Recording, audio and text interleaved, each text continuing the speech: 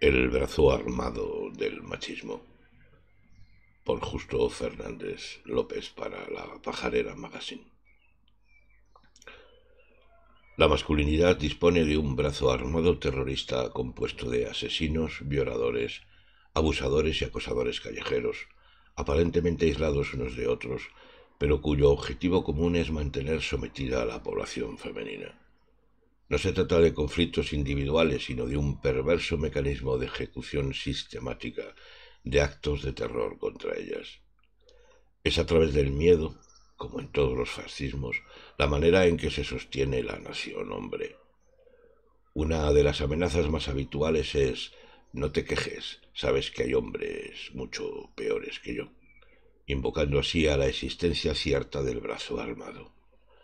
Es por eso que mientras los hombres tenemos miedo de que las mujeres se rían de nosotros, ellas tienen miedo de que nosotros las matemos. Introduzco este texto exponiendo una intuición, un sentir profundo que, si bien no será objeto de análisis en estas líneas, sí es el pilar de lo que me propongo compartir. Mi corazón me dice esto. La empatía no solo consiste en tratar de ponerse en el lugar de tu semejante. Muchas veces eso no es posible por razones estructurales.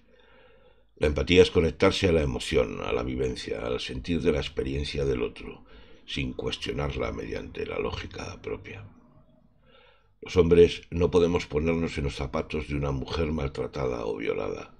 No está a nuestro alcance, por razones obvias. Los hombres, para comprender, debemos escuchar en silencio sus relatos, sus sentimientos, sus emociones, sus verdades incontestables, envolvernos con el corazón abierto en canal en su sufrimiento y su dolor, que no es cuestionable, permitir que nos desgarre. Pero para que esto ocurra, ellas tienen que tener voz y nosotros la boca cerrada, salvo para decir: lo siento en el alma y haré todo lo que esté en mi mano para que algo así jamás vuelva a ocurrir. Y es este sentir que alberga mi corazón lo que me lleva desde hace tiempo ya a la decisión de escuchar en silencio lo que ellas tienen que decir, sin atreverme a colapsar sus realidades con mis análisis, subjetivas interpretaciones y masculinas explicaciones.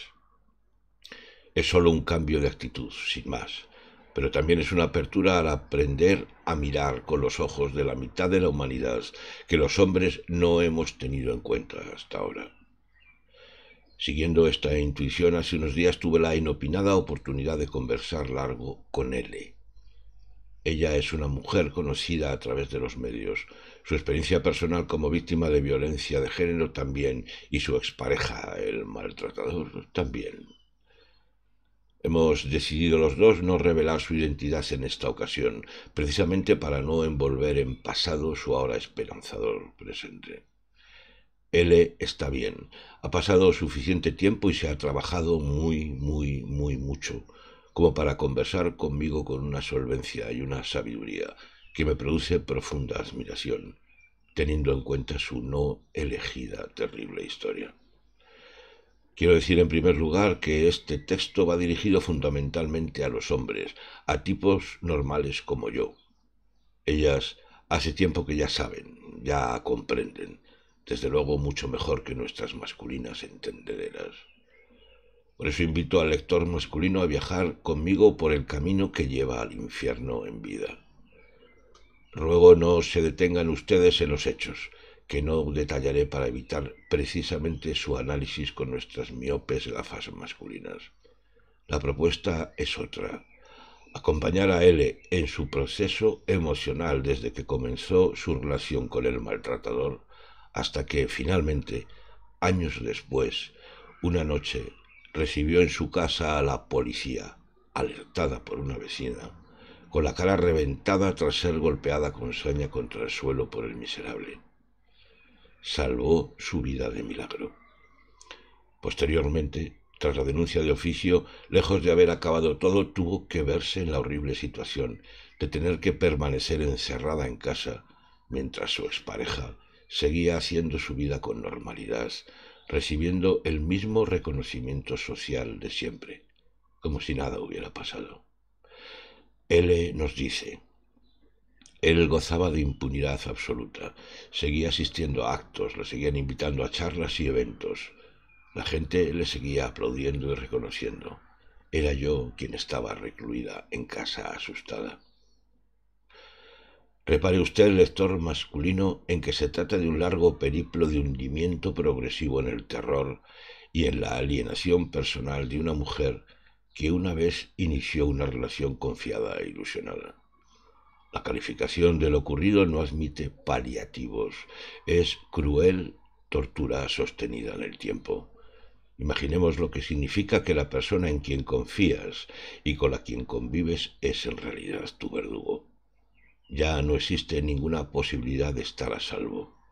Tu enemigo está en tu hogar, así de sencillo. L nos dice, se empieza con desprecio, sigue con insultos. Las agresiones verbales, de ser más sutiles, cada vez son más desagradables. Pero no nos damos cuenta. Es tan poco a poco que vamos asumiendo, justificando a través de lo que justifican ellos, hasta que llega un día en que es una mano encima, otro día son las dos y otro día intentan matarte. En el caso de él, el principio del fin solo llega cuando mucho tiempo después la sentencia condenatoria se hizo firme.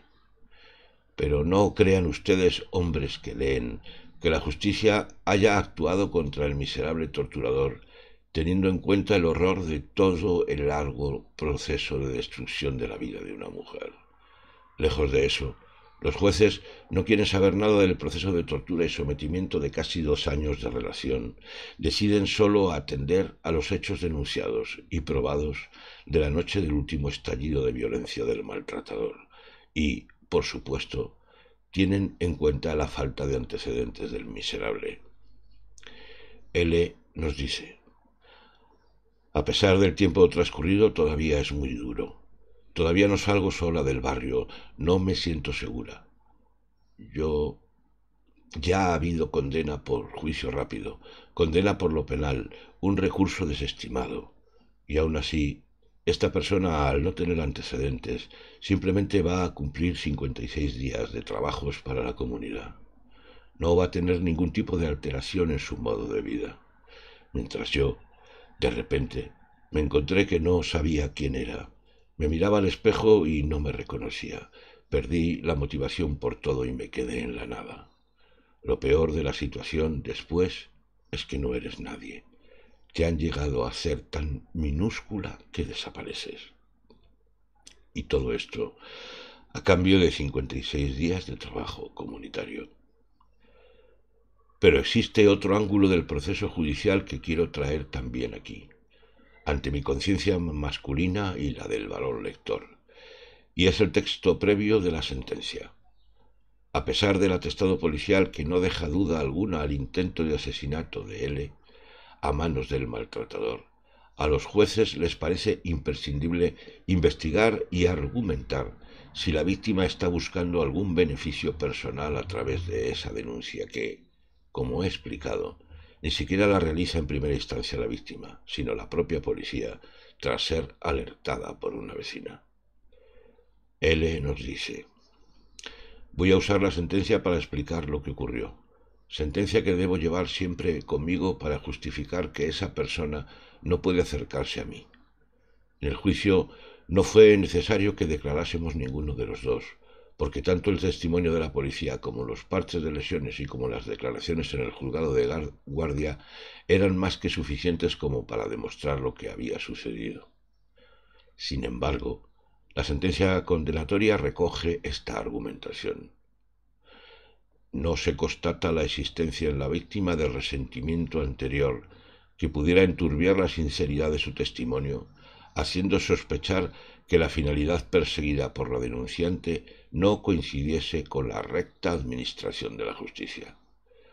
Desde luego, la circunstancia cierta de que su relación de pareja se encontraba deteriorada en absoluto significa que por ese solo motivo y sin consideraciones adicionales pudiera entenderse que la denunciante pretende con sus manifestaciones obtener alguna clase de beneficio ilícito.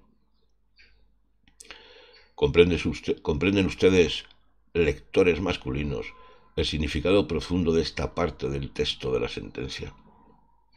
Los jueces consideran imprescindible, antes de nada, juzgar a la víctima sobre la posible utilización interesada del hecho de denunciar que ha sido objeto de un intento de asesinato por parte de su pareja. En definitiva, la policía da testimonio, tras llegar al lugar de los hechos justo cuando se están produciendo, de que un hombre ha intentado matar a una mujer en su propia casa, y los jueces consideran muy importante aclarar qué fines persigue ella al denunciarlo. Y no me negarán ustedes, ahora que conocen el detalle, que esto ocurre única y exclusivamente por el hecho mismo de que la denunciante es una mujer. La misma razón por la que el miserable torturador la ha elegido a ella como objeto durante casi 2 años de sometimiento, degradación, humillación, violencia y, finalmente, intento de asesinato, solo por el hecho mismo de ser mujer. Por todo esto, invoco al lector masculino para que comprenda conmigo, a través de la historia de L, que aquí traigo, la manera en que la misoginia, el machismo y el patriarcado, también en su versión judicial, forman una estructura sistémica en sí misma que asfixia a la mitad femenina de la humanidad. Invito, para acabar, a que decidas conmigo en qué lado tú quieres estar. Le pregunté a L si quería decirnos algo especial a los hombres. Ella me ha pedido, por favor, que si en nuestro entorno observamos cualquier indicio de violencia, aunque sea solo una mala voz o un mal gesto de un hombre hacia su pareja, entendamos que si han llegado hasta ahí en público, significa que la realidad en lo privado ya es de serio peligro para la integridad y la vida de ella. Mucho cuidado, por favor. Si ha llegado a ese punto de la mano encima, no parará de tratar de dominarla, de someterla. Nunca será suficiente para él hasta que acabe con ella. Creo que está claro su mensaje, hombres. Pongamos conciencia. Por último, L nos dice: tenéis que saber que las mujeres que salimos en las noticias no somos las supervivientes. Somos las mujeres con las que los hombres ya han logrado acabar. Y este artículo podría haber acabado aquí, pero tras enviárselo a mi querida interlocutora para su visto bueno, no en vano ella es la única legítima dueña de esta historia, ocurrió un hermoso acto de generosidad por su parte. L quiso finalizar ella misma este texto con un tono de esperanza que no estoy seguro de que los hombres nos merezcamos. L escribe: a pesar de lo sencillo que me resultó dialogar con Justo, he tardado un par de meses en enfrentarme al artículo que escribió. A pesar de la verdad que desprende, me dejó un pozo de desasosiego. Hoy, a pesar de ser lo que soy gracias a la dureza de la situación que viví, el artículo refleja el momento en que, a causa de ese brazo armado del machismo, me encontraba recomponiéndome con los pedazos de mí que iba recogiendo del suelo. Me gustaría dar un final distinto. Hablar de este caso del abrazo del feminismo. Nos encontramos en tiempos agitados, en los que no queremos dar ni un paso atrás. Y con motivo del 8 de marzo, quiero enfrentarme a mis propios miedos. En estos 3 años y pico que han pasado desde que mi vida explotó para comenzar de nuevo, puedo decir que ya me paseo por mi ciudad sin temor, que trabajo por la igualdad real. En este tiempo he cambiado de vocación y me dedico a trabajar con jóvenes y niños. Trabajo a diario de manera transversal la deconstrucción del género. Realizo talleres en casas de juventud y centros de tiempo libre para trabajar las relaciones sanas, ese amor del bueno que está tan lejos del amor romántico. Con orgullo puedo decir que esta semana, con motivo de este 8M, hemos inaugurado con el alumnado de primaria del colegio en el que trabajo una exposición de dibujo y biografías titulada Mujeres con Historia. No ha sido fácil y sigue sin serlo, pero se puede salir del abismo de la violencia machista. Es trabajo de todos realizar la tarea diaria de deconstruirnos, de despertar la mirada crítica, de no asumir nuestra herencia cultural como un ejemplo a seguir, desnaturalizar comportamientos que nos llevan a perpetuar esta desigualdad. Trabajemos con los más pequeños, ante todo con el ejemplo. No permitamos esas machistadas en los grupos de WhatsApp. No callemos ante las injusticias, ni justifiquemos ningún tipo de agresión. Mantenerse neutral ante estas situaciones nos coloca del lado del agresor. El proceso de anulación por el que pasa cada víctima de violencia machista le impide reaccionar por algo llamado indefensión aprendida, que no es más que el miedo a que continúe la escalada de violencia hasta temer por su propia vida.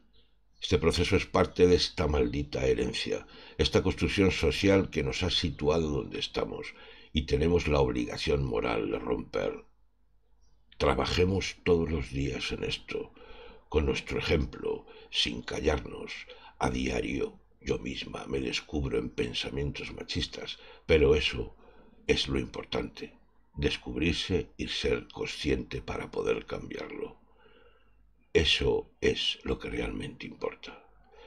Trabajemos la pandemia de los feminicidios, en cada uno de nuestros pequeños gestos diarios que no dejan de ser el germen de la aniquilación brutal que está sufriendo la mitad de la humanidad solo por el hecho de ser mujer. Nadie ha dicho que vaya a ser fácil, pero me niego a no seguir luchando por un mundo más justo. Gracias, L, desde lo más profundo de mi corazón. Justo Fernández López. Esto es Diálogos sobre la masculinidad, reflexiones autocríticas sobre el constructo masculino en todas sus formas, hegemónico o diverso, con agenda radical abolicionista.